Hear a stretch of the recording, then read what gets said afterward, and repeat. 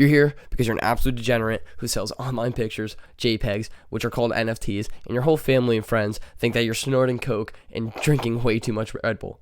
Maybe with a hint of Adderall. But I'm here to tell you, you are not crazy. Maybe for snorting coke and taking too much Adderall, that I can't stop you. But you are not insane for seeing the opportunity that Web3 provides you. In today's video, we are going to be talking about those low supply projects that I think are the new NFT narrative, new NFT meta that we are going to see unravel in the NFT space. Now, just because you're completely degenerate does not mean you can't have morals and guidelines for your NFT Web3 adventure, journey, whatever the hell you want to call it.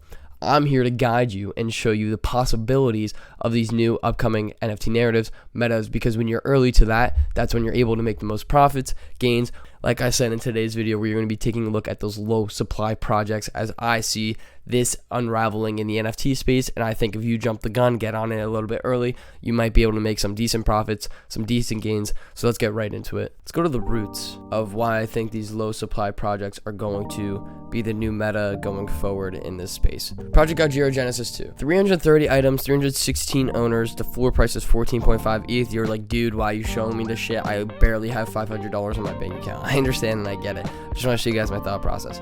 This project dropped maybe back in November of 2021, December 2021. It took a while to get up to 14.5 ETH floor. Started out as pretty much maybe I think a 0.1 Ethereum mint, like maybe max like 0.5. This project started at the bottom and got its way up to 14.5 floor. Long story short, their Genesis collection is a project of 330 items, 316 owners. The artwork is really cool. I'm part of the Jira community. Jira is awesome. Shout out Sean. He's one of the founders of this project. He is so ahead of the game in terms of thinking, innovation, what he has, like his long-term utility and plans. Guys, completely kick ass. This was a Genesis collection, so if you had the Genesis collection, you were able to mint their Jira Gen 2, and this was the start, in my opinion, of these low supply projects. Pretty much if you have a Genesis collection, if you have a Genesis NFT for any collection for that matter, you should have an advantage over the rest of the drops that are going to be coming, as well as an advantage to any of the plans that that community, that team plans to bring to you. If you owned a Jira Genesis, you were able to mint 2 or 3 of their Gen 2s. Otherwise, you would have had to somehow get onto their whitelist to get their Generation 2 Jira.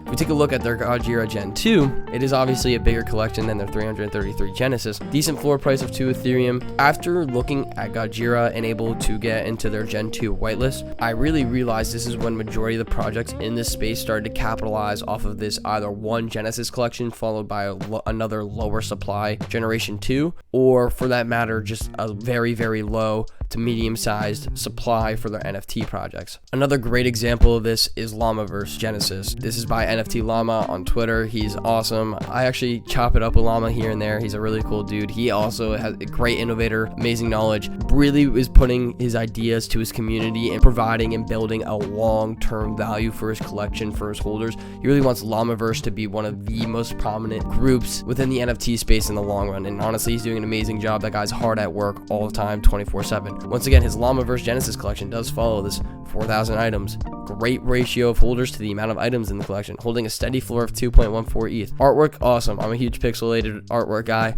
I really like it. I really like the artwork for his collection. But overall, these two projects really set a standard, in my opinion, for these low supply projects that we're starting to see pop up in this NFT space. Now you're thinking, why low supply? Like, what does low supply do? No offense, it kind of hinders the amount of people that you can get into your community. But if you think about it from a Genesis standpoint and future drops, then it's a great way to pull in those users, those investors that are truly going to be a part of your community, not just quick flip and get out.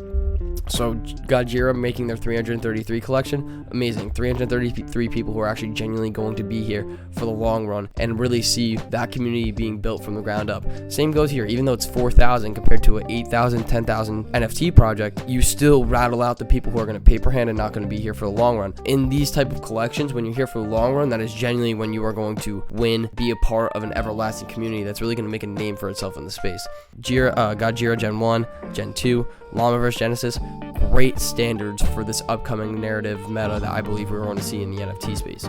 Before I talk about Blockchain Bandits, Jira Genesis and Llamaverse were both pixelated. First project I want to talk about that launched that was following this low supply is Blockchain Bandits. Now this is going to be a play to earn game. They seem to already have the ball moving on what they want to bring to the table. Yes, the floor price is not Jira or Llamaverse by any means, But the whole idea is that projects and founders and developers are going to follow this narrative that was set by Jira and Llamaverse. 3,333, we also see that Jira Gen 2, 3,333 as the total supply. I just wanted to show you guys this project as an example of what's unraveling in this NFT ecosystem, this market, these new narratives that are being developed, created. What I saw Jira Genesis, Llamaverse, and then I saw Blockchain Bandits come out. These next 3 projects I'm going to be talking about are potential whitelist opportunities for you to jump onto this narrative before it really takes off.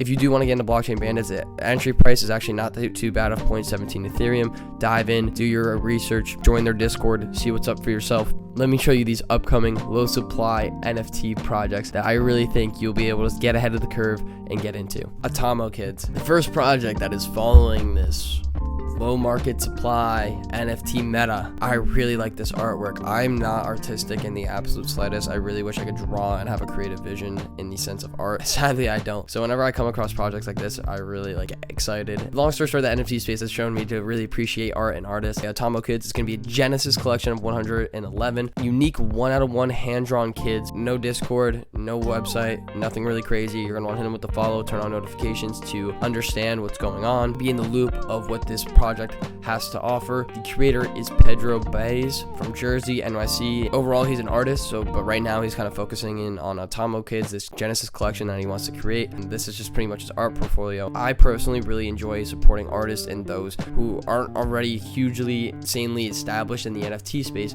Pedro is one of those people where he hasn't really broken ground in the NFT space, and I've said this in one of my first videos on this channel. This whole NFT space is honestly about artists, but we get so caught up in all these projects coming out that we truly forget that the NFT space provides such an opportunity for artists to break ground, because in the real world it's so hard to do that because you physically have to go to galleries, art shows, etc. So the NFT Web3 environment provides such a grand opportunity for these artists to really break ground. These guys really kick ass. I'm not good at art. I can't draw for shit or come up with anything in Photoshop, any of those apps for that matter. So scrolling through and seeing some of this artwork is really crazy and really cool. You can take a look at his past collections. He has a Friday the 13th collection. You can really see that art is this guy's full-time job. He tries to sell bags, different types of clothing, and to see someone who is going from a mainstream art lifestyle to Web3, I definitely have to support. Atomo Kids, not a lot of information on it. Artwork is really dope in my opinion. He's also been curating other stuff besides just the NFT themselves, just like artwork to support the Atomo Kids narrative, the project itself. Really, if you like artwork and you're into supporting lower end artists and we want to follow this low supply meta, definitely give Atomo Kids a look at, as I really like the artwork and I think there's going to be insane room for potential for growth.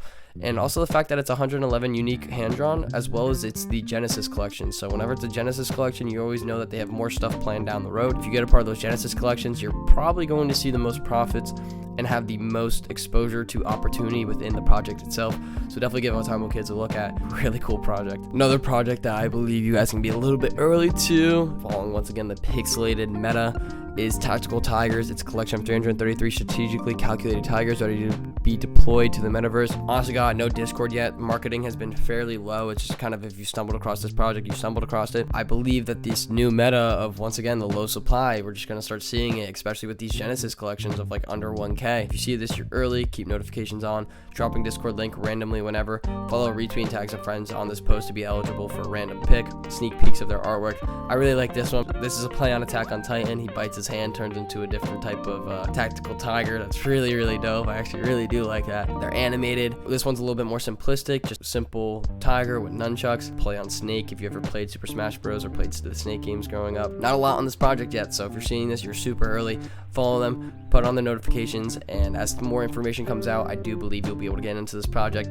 Just keep their notifications on and we'll see where it goes. If you really want to degen an ape, do your research for this project. This is called Kaiju Kongs, 3,333 with real-time burn mechanics. Lock Discord, so you're going to have to follow them, turn on notifications. When they drop the Discord link, you're going to have to hop in. I want to throw this under your radar, but there's 2 reasons why I'm kind of iffy about this project. One, it's playing off of Kaiju Kings already, so Kaiju Kongs, it's very similar, literally like 1 letter difference. Secondary, they have 60,000 followers, but the engagement is kind of subpar, to say the least. A lot of their interactions come from like whitelist giveaways and like collabs tweets. Once again though, it's following this meta. When you have projects that are following certain narratives, certain metas, even though when you believe they might not do well, it actually might be the inverse. Just how I think derivative projects are sucky. There's Murray and Azuki did well, you never know. Kaiju Kongs, it's just a project to take a look at. Hit that follow button, turn notifications on. There's not a lot about this project except for a collection of 3,333 with real-time burn mechanics. I'm not going to say ape into this, but once again, it's a project that follows the meta. When you have projects that follow the meta, you never know what could happen.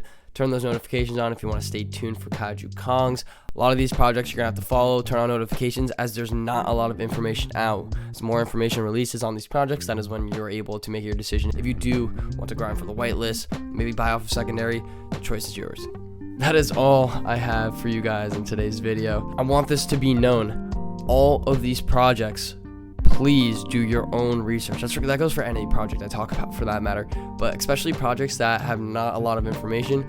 Hit the follow button, turn on notifications as information slowly releases, keep up with the project, and then you make your decision if you want to buy in or not. You make a decision if you want to grind for the whitelist, you want to buy off a secondary. If you get whitelist, wait a little while, see how the floor is going, how the community is reacting. A lot of the actions and decisions in this space are based off of time, unless you get into blue chips or projects that you really believe for the longevity in the long term. Once again, I just truly believe we're going to start seeing a low supply market, meaning a lot of these projects are just going to have low supply in general. I really do believe that Jira and Llamaverse really are setting the standard for this upcoming meta. Not that they did so purposely, but they're just two projects that are doing extremely well, and because of that, other developers, other founders are going to want to follow what's doing well and what's working, especially during a bear market. I have a feeling that really soon, hopefully, fingers crossed, we're going to start seeing this market kick up and really ramp up a bit, just how we did in January, but I cannot predict the future, and I can only cross my fingers, put a spoon underneath my pillow, 3 ice cubes down the toilet, and wear my pajamas inside out. You guys make all the decisions. Do not ape into anything on this channel because I talk about it. This is just information, and I'm just here to spread awareness on upcoming projects, themes that I see